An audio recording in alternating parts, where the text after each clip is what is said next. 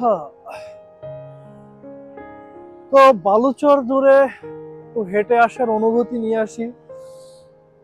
এখানে নামার একটা সুন্দর জায়গা আছে।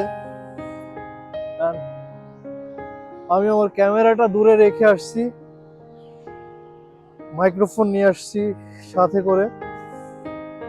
তো ক্যামেরায় আমাকে হয়তো দেখা যাবে দূর থেকে এই সমুদ্র, এই বালুচর, আর এই পানি, এই সিগাল, সবকিছু খুব সুন্দর কাছে থেকে, পাশে থেকে এবং দূর থেকে, সবকিছু থেকেই খুব ভালো লাগে।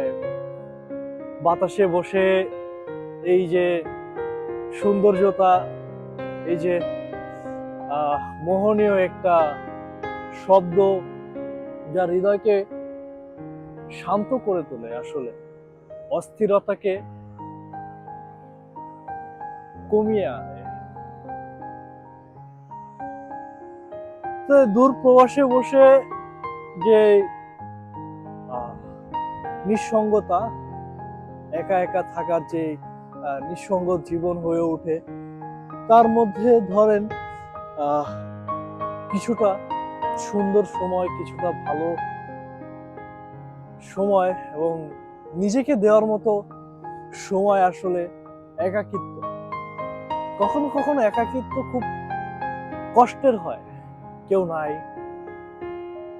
কথা বলার মানুষ নাই।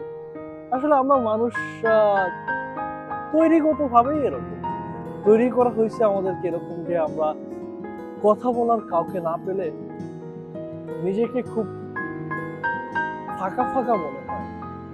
কিন্তু প্রকৃতির একটা কথা আছে, কি জানেন?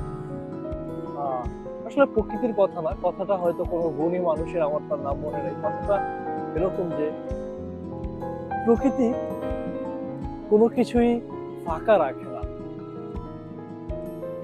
সমস্ত কিছুই প্রকৃতি কিছু না কিছু দিয়ে পূরণ করে দেয়।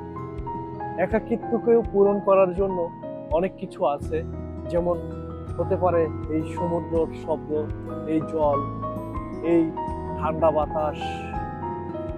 হয়তো আজকে অনেক সর্দি লেগে যাবে, আমার ব্যাগটা পড়ে যাচ্ছে, সাইডে রাখলে ব্যাগটা আসলে স্লিপ করে। যাই হোক, এখানে সুন্দর পরিবেশ, শান্ত দেশ, তবে মানুষগুলো অদ্ভুত।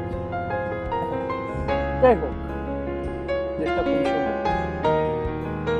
তো কিছুক্ষণ বালুচরে হেঁটে আসি, মোবাইল চলতে থাক, ক্যামেরা চলতে থাক, ভিডিও চলতে থাক, কথা হতে থাক, কারণ কথাই সবকিছু।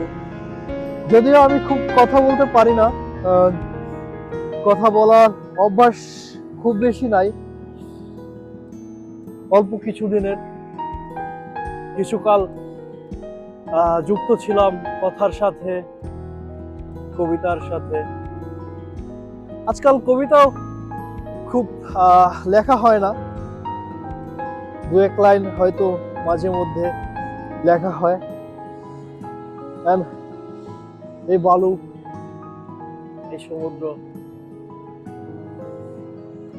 বেশ বেশ ভালো লাগতেছে আমার কাছে।